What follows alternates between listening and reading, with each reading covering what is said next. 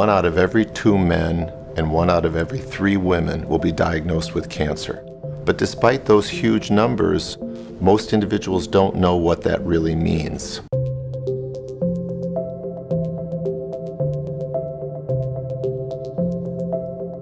At the simplest level, cancer or cancer cells are cells that have lost the ability to follow the normal control that the body exerts on all cells. In our body, we have billions and billions of cells, and they have different functions. It's a very complicated process under incredibly phenomenal control. And if something goes wrong and that control is lost, and particular cells escape the normal control mechanisms, and they continue to grow, and they may spread, that's what we call cancer. Those cells together, we would call that a tumor. Specifically, cancer is a malignant tumor, and we call it malignant because not only can it invade into adjacent organs, but unfortunately a cancer can spread to other tissues, and that can be life-threatening. Cancer can actually occur anywhere in the body because there are cells everywhere in the body. In women, one of the most common cancers, of course, is breast cancer, and in men, prostate cancer. And in both men and women, lung cancer and colon cancer are common cancers. It's important to understand that the cancer that occurs in one individual is very different than the cancer that occurs in another, just like those individuals are different. So a lung tumor in one person will be very different from a lung tumor in another person. Once the diagnosis of cancer is made, of course, the next obvious question is, what do you do? There are several things that are really relevant. The stage of the cancer, which is information about where is the cancer. Do you say it's a particular kind of cancer? How much cancer is present? Has it spread? Is it in lymph nodes? Has it spread to other organs of the body?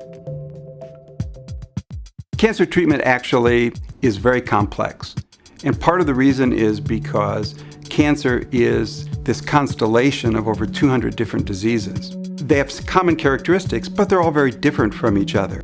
In addition to that, the cancer itself is not homogeneous. There may be 3 or 4 or 5 or 6 different slight variations in the cancer cells that are there.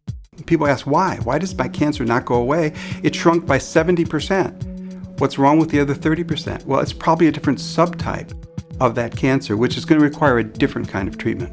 There are 3 primary therapies for cancer: surgery, radiation, and chemotherapy.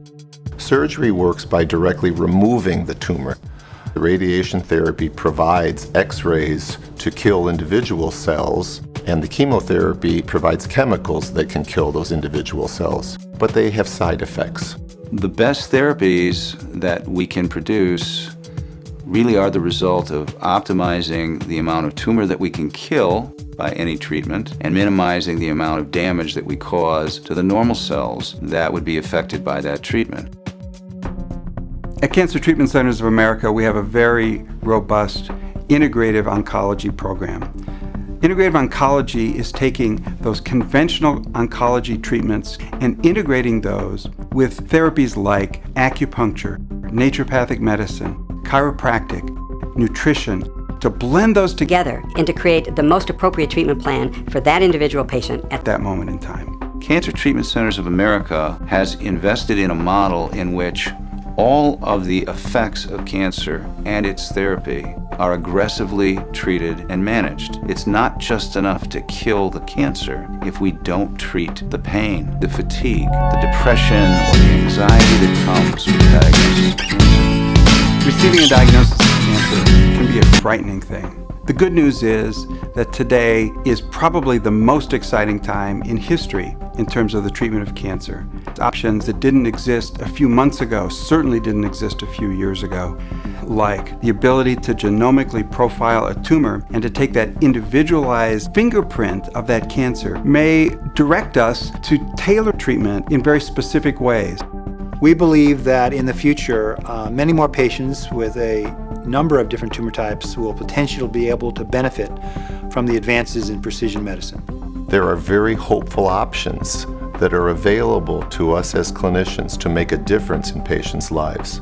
And it's therefore just as important for patients to know that so that they have those hopeful options and they take advantage of them.